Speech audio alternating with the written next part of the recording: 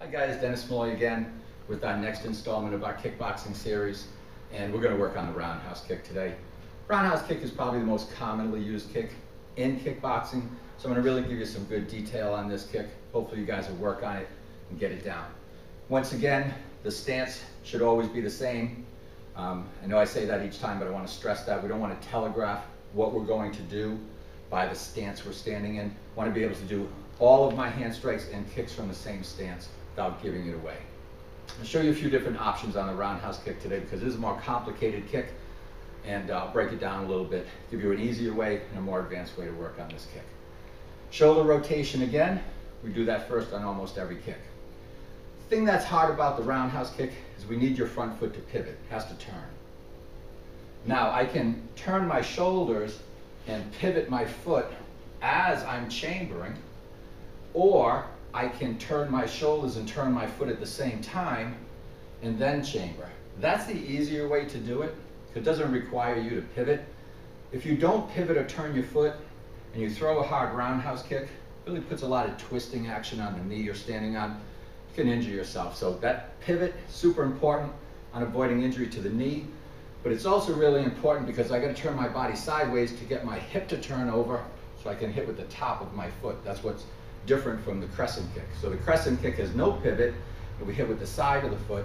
The roundhouse kick has a pivot and we want to hit with the top of the foot, turning our body sideways, turning my hip over, hitting with the top of my foot. Make sure your foot is totally in a flexed position with your toes pointed. We want to hit with the top of your foot right about where you would tie your shoe. So again, we can do the shoulder rotation first and then pivot as you chamber into the kick, or an easier way to start with is to turn your foot as you do your shoulder rotation, and then you can kick right there. Now we're going to head over to the bag. I'll show you an application on the heavy bag. All right guys, now we're going to work on some application of the roundhouse kick on the heavy bag. Remember, this is geared for beginners. Later we will do more advanced parts of this roundhouse kick. This is just very basic. So again, the gauging is actually a little further than I would be for the front kick or crescent kick. So crescent kick, I would have to be this close. Front kick, I could actually back up a little bit. Roundhouse kick, I could actually back up even more because I'm turning my body sideways and it really lengthens the amount of distance I can cover with my kick. So again, you want to make sure you're in the right position. Start off kicking low. It's much easier to do the form correctly if you're kicking low, and then gradually bring the kick up without changing your form. So I'll demonstrate a few low kicks and then we'll work our way up. Rotating the shoulders, pivoting as I chamber my leg, kicking with the top of my foot, stepping down in position. Again, I'm always stepping in position, not falling off my kick. That's why it's important to always rechamber. So after I throw my kick, I rechamber so I can either step forward or I can be in position to step back more laterally.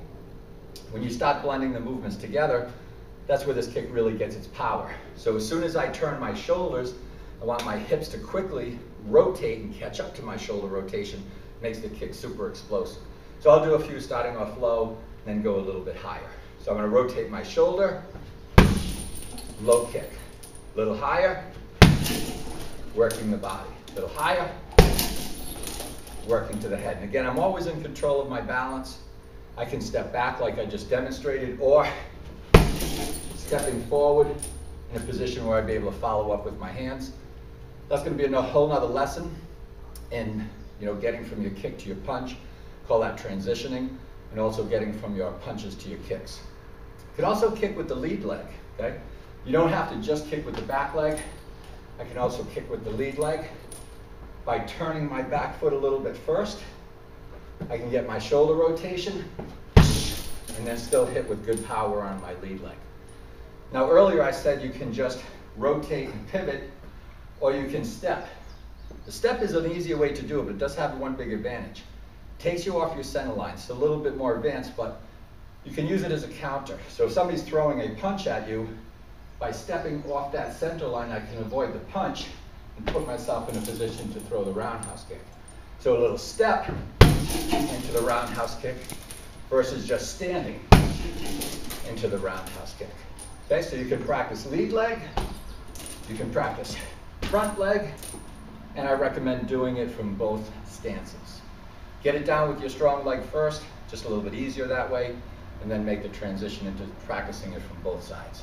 All right, guys, work that roundhouse kick. We'll see you next week.